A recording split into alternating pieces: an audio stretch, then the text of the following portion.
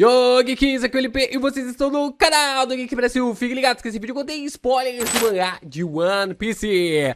Sim, pessoal, os novos Vivre Cards chegaram e eu já adquiri os meus.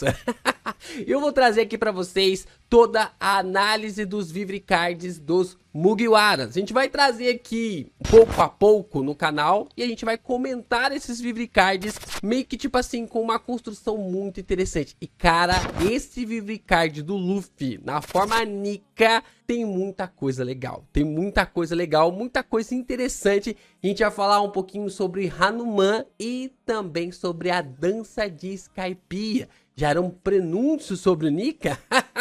Fica comigo que a gente vai falar logo depois de você deixar o seu like, se inscrever aqui no canal, compartilhar esse vídeo com seus amigos. É muito importante você continuar reagindo aos nossos conteúdos para que o YouTube divulgue ainda mais os nossos vídeos por aí. E você também pode ler a minha novel Que Haja Luz. A gente tá chegando na derradeira parte, na verdade da segunda parte da minha light novel, e eu quero você lendo junto comigo. Claro que eu vou ler porque eu tô escrevendo, mas você pode ler junto comigo tanto na Novel Mania quanto também no Tapas. Os links estão na descrição, é só você clicar e acessar para ler a minha novel.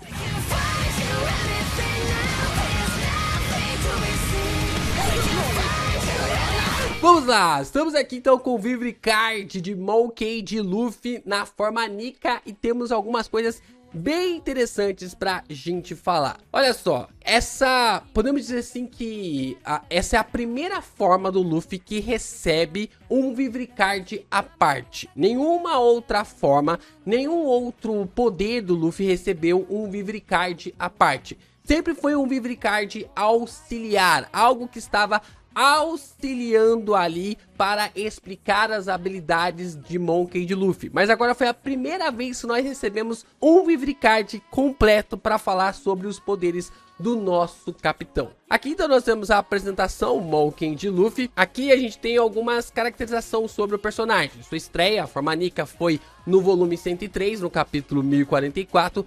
Seu apelido é Luffy Chapéu de Palha. Akuma no Mi teve um nome, né, alterado. Hito Hito no Mi, modelo Nika, tipo Zoan Mítica, fruta da borracha. Então, nós temos agora que a Gomu Gomu no Mi é a Hito Hito no Mi, modelo Nika, tipo Zoan Mítica. A gente já sabia esse tipo de Zoan, né, a forma de ser uma Zoan Mítica, mas ao mesmo tempo de ser um modelo Nika, mostrando que se tratava realmente dessa lenda real, desse conceito real. Nós então temos as afirmações que o Luffy tem o Haki do armamento, o Haki da observação e o Haki do conquistador. Os três tipos é colocado como Haki do rei, mas eu gosto mais de conquistador. Eu gosto mais do termo conquistador, tem uma referência maior ali, né? Porque tem um conquistar dos mares e tal, então pode ser tanto conquistador quanto também rei. A genética, se eu não me engano, não tem isso ainda nos outros Vivre Cards. Eu posso estar falando alguma besteira aqui ou tudo mais, mas é falado pela primeira vez que o Luffy é da família D. Então provavelmente nos próximos Vivre Cards vai ter algumas confirmações aqui sobre os conceitos e até mesmo ligações dos personagens com as famílias, com a maneira como eles pertencem, né? Se são Teriumbitos, se são ali do governo mundial, se pertence a outras famílias reais, a nobreza ou coisa do tipo também. A gente tem aqui que o Luffy também é da pior geração e agora com o título de Yokon, né? O Luffy já é um Yokon pelo menos há quase 100 capítulos, já vai fazer 100 capítulos, né? Gente, mais uns 30 capítulos já é 100 capítulos que o Luffy se tornou um Yokon. Aqui nós temos a bandeirinha do nosso Chapéu de Palha, né? O Luffy da tripulação do Chapéu de Palha na posição de capitão. Vamos lá, sexo masculino, navio Tozan Sunny, aniversário 5 de maio, idade 19 anos, altura 1,74 m, recompensa 3 bilhões de berries. E nós temos então seu dublador como a Mayumi Tanaka, né? A Mayumi Tanaka que faz um papel excepcional como Luffy. Aqui a gente tem algumas reações do personagem, né? A maneira como ele ri. Então muda a forma como ele ri, porque na ficha normal tá escrito que ele ri como xixi e aqui ele já ri como uá, uá, uá, uá, uá. Acaba rindo desse sentido. Aqui a forma como ele corre, né, a maneira como ele corre e também a maneira de surpresa, sua face e surpresa. Então a gente percebe que tem uma mudança aqui nos Vivre Cards, porque normalmente é colocado para nós no conceito mais elaborado. Coloca realmente a parte como rir, mas não tem essa parte de correr, como o personagem corre ou como o personagem fica com o rosto surpreso. Mas eles colocaram realmente essas questões aqui para abordar sobre o Luffy. Aqui nós temos também um conceito interessante, que é como o Luffy diz eu. No japonês existem várias formas de dizer eu, né? Tem ali o Atashi, Boku, Ore. Então essas são 3 formas de falar eu. Normalmente os garotos eles chamam ali, eles usam Boku e também Ore. O Luffy ele usa Ore ali para se referenciar à primeira pessoa, está falando na primeira pessoa. Quando ele vai falar eu vou ser o rei dos piratas, ele fala Orewa, né? Ele fala Orewa Kaizoko Oni. Então é basicamente ali essa parte de como o personagem tem essa ideia de ser uma criança, mesmo tendo 19 anos, né? Um ponto ali importante sobre a história, né? Ser uma criança e ao mesmo tempo uma criança que é focada literalmente a um garoto, um clichêzão de um garoto. E nós também temos o som do seu coração, que é ali que tá aqui na parte de cima e também na parte de baixo, sendo apresentado para nós como o som do coração de Nika. Vamos lá, mais umas referências aqui sobre o universo, né? Sobre as construções relacionadas a Nika, a essa fruta, ao despertar de Monkey D. Luffy. E nós então temos a descrição: fantástico, ao bater do coração, risos ecoam. O guerreiro da libertação ilumina a aurora. Um poder que apareceu de repente na linha entre a vida e a morte. Como a gente viu, entre o capítulo 1043 e o capítulo 1044, o Luffy ele morre e ressuscita e assim desperta sua habilidade. O outro nome da Gomu Gomu no Mi é a Zoan Mística Hito Hito no Mi. A aparência mística totalmente branca fez as pessoas sorrirem enquanto lutavam em seus devaneios. O despertar do Deus do Sol dá ainda mais força e liberdade ao corpo de borracha. Esse poder, o mais bobo do mundo, que transcende a imaginação, é o ponto máximo que Luffy consegue imaginar, que o Luffy imagina. Então é uma descrição bem perfeita do que a gente já viu ali do Luffy, principalmente na batalha contra o Kaido, né? Principalmente no combate contra o Kaido. E aí, antes de a gente ir para nossa primeira questão, nossa primeira polêmica aqui do Vivicard, nós então temos as aparições em sagas. Nós temos a aparição em Wano e em Egghead, confirmando aqui as aparições tanto em Wano quanto também em Egghead. E agora sim, agora a gente vai pro ponto polêmico aqui do Vivicard, que é tambores da libertação. O batimento único do Gear 5, enquanto ativado, curiosamente é semelhante à música familiar da festa do Luffy, que é o quadro em Skypiea. Olha só, os editores eles não confirmaram, mas eles colocaram o quadro aqui. Esse quadro, ó, por muito tempo é colocado como um semblante, uma semelhança. E até mesmo o Oda fala que é o quadro favorito dele, que ele amou desenhar. É o quadro que ele mais gostou de desenhar em toda a história. No último ranking, é claro, que nós tivemos sobre os quadros que o Oda mais amou desenhar em One Piece. Então, nós temos essa construção sendo abordada desde Skypiea. Inclusive, o Luffy tá fazendo a mesma pose, né? Aqui a mesma pose do Luffy é a mesma figura de Nika. Tanto o Luffy, quanto também o Sanji, quanto também o Usopp estão na mesma forma de Nika, nessa figura relacionada ao personagem. E aqui a gente tem, né, pra quem... para um bom entendedor, meia palavra basta. Eles não colocaram esse quadro à toa aqui, o que pode referenciar realmente que se tratava já de um Forest Down, de que o Luffy iria mesmo despertar a fruta de Nika. Aqui nós então temos algumas descrições interessantes sobre os poderes do personagem. O despertar de Nika ocorre pela primeira vez em 800 anos. Disse que é semelhante à figura do deus apagado da história. Aqui nós temos uma fala sobre o Vegapunk, junta três, acho que me engano, duas falas, né? Uma fala do Vegapunk e uma fala dos Gorosei sobre Nika. E aqui a gente tem o quadro colorido do Luffy lutando contra o Rob Lucci. Tudo aponta que daqui a pouco a gente vai ter o acesso a esses capítulos coloridos também. A forma como pode ir desde o capítulo, acho que 1105 até ali o meio de Egghead, com os novos capítulos coloridos, o que pode ser algo até mesmo interessante pra gente poder acompanhar One Piece colorido também. Mais inscrições aqui, a super gigantificação é natural. Ele levanta o chão para fazer uma parede de defesa, pega um raio e arremessa. O estilo de luta é versátil. Não é fake nerd, hein? É natural.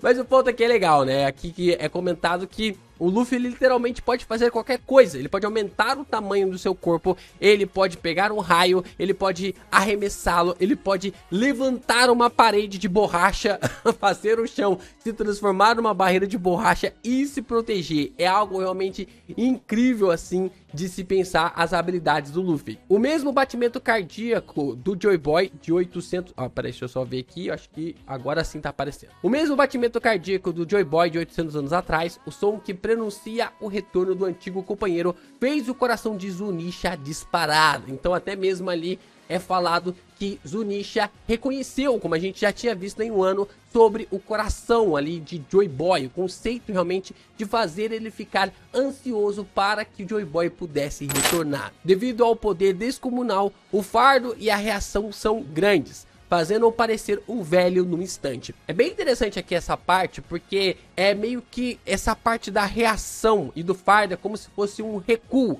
Como o poder ali é muito grande, como se fosse realmente uma arma. Os editores eles foram muito sagazes quando colocaram essa fala, porque o poder do Luffy é basicamente tudo um gun, é tudo como se fosse realmente uma pistola. E aqui o que os editores estão dizendo é como se quando fosse maior ali o milímetro da arma, maior vai ser o recuo que você vai tomar, maior vai ser o impacto que você vai tomar. Então é exatamente isso que eles estão dizendo. Quanto maior é o poder, quanto maior é o poder descomunal, maior vai ser o recuo que o Luffy vai receber. E é por isso que ele fica com essa aparência envelhecida. Aí tivemos um pequeno bug aqui, infelizmente, mas depois eu vou corrigir na versão que vai ficar lá no novo blog do Geek Brasil. Qual é a altura desse personagem em comparação ao Luffy? Não era pra aparecer essa parte aqui, mas infelizmente apareceu. Mas então a gente tem 1,74 centímetros, 1,74 centímetros. Então a resposta é 1 para 1 em relação ao Luffy. Então tem esse ponto bem interessante aqui sobre o personagem também, né? Que é considerado ali um padrão, a altura padrão de Nika é a mesma altura ali do Luffy, né? Do despertar do personagem. E aqui nós temos o segundo ponto mais polêmico do Vivicard do personagem. Por quê? Existem muitos esboços do Gear 5. Tentativas e erros são evidentes. Preste atenção nas palavras Deus Macaco Hanuman. E eu fiquei procurando que nem um idiota sobre essas palavras aqui na descrição. A gente tem vários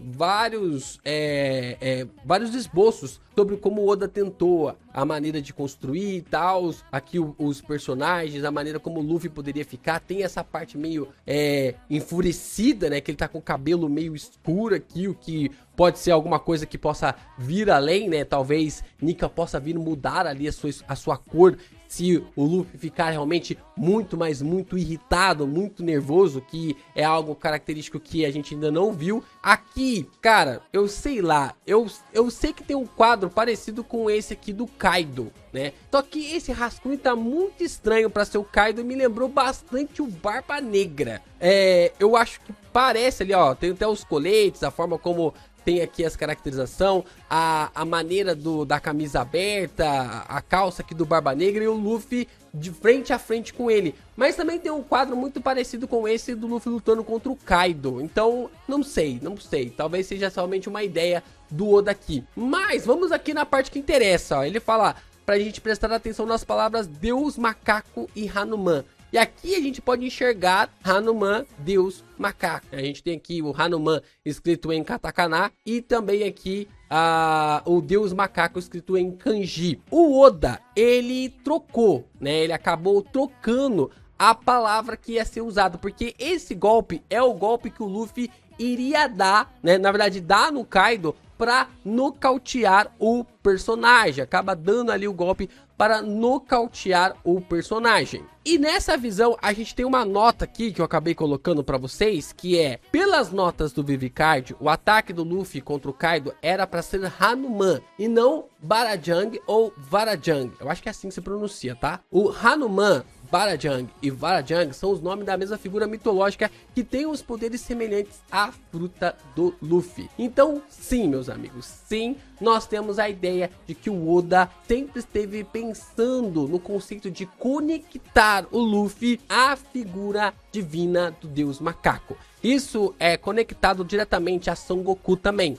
Tanto ali, Son Goku, Hanuman, Barajang ou Varajang é a mesma figura, o mesmo conceito, só muda o nome. Son Goku, ele é conhecido no Japão, tem outro nome na China e também tem outro nome na Índia. Para cada região ali da Ásia, existe ali um nome específico para esse ser mitológico. E desde o começo, o Oda estava pensando em conectar o Luffy a esse nome. Hanuman é considerado ali como Deus Macaco, ou sobre o macaco que está acima de todos os outros. Você pode observar que a principal habilidade do Luffy vai se derivando ali, vai acrescentando uma posição maior sobre o nome do macaco, né? Você tem King Kong Gun, você tem ali Kong Gun, depois você tem ali Monk eu acho que não deve ter, mas tem várias habilidades ali relacionadas à maneira como o Luffy tem conectado ao macaco. E aí a gente tem o Varajang Gun, ou Barajang Gun, dependendo da tradução aí que foram escolhido, que é o maior soco que o Luffy deu até agora, lutando ali diretamente contra o Kaido. E aí a gente tem essa construção interessante, mostrando que sim, meus amigos, também Hanuman e também ali o Varajang e o Barajang também estão conectados diretamente à concepção natural de Nika. E aqui nós temos o cartaz de procurado do Luffy, né? Monkey de Luffy, 3 bilhões de BRs. Caraca, hein? É muita impressão de dinheiro. Eu acho que é só decoração. Porque duvido o governo mundial pagar isso pra alguém. Mas é isso, pessoal. Em breve eu vou disponibilizar lá no Twitter e também no novo blog pessoal pra gente mostrar pra vocês, colocar ali pra vocês poderem guardar os novos Vivicards. E aqui com todo esse conceito muito interessante sobre Monkey D. Luffy e toda a forma criativa de Eiichiro Oda para criar esse Gear 5, esse despertar da fruta de Luffy, esse despertar da Gomu Gomu no Mi, que eu achei interessante esses conceitos, principalmente a dança em Skypiea e conectando ainda mais a figura de Hanuman a Monkey D. Luffy. Fica aí esse questionamento porque o Oda decidiu trocar o Hanuman para Barajang ou Varajang, né? A gente não sabe o que aconteceu, mas ele decidiu trocar esse nome, essa nomenclatura que ele deveria ter usado para Hanuman para Barajang, Varajang. E aí, o que vocês acham? Por que o Oda teve essa troca? Deixa aqui nos comentários pra gente discutir ainda mais.